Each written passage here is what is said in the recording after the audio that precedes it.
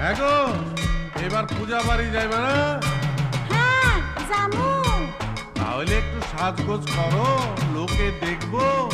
কি দিয়া সাজুন? এইবার কিছুই তো দিলা না। কেমনে দেমু? এবার পূজা বোনাসও পাইলাম না, তোমারেও কিছু দিতে পারলাম না। চাই না আমার রেশমি চুড়ি, চাই না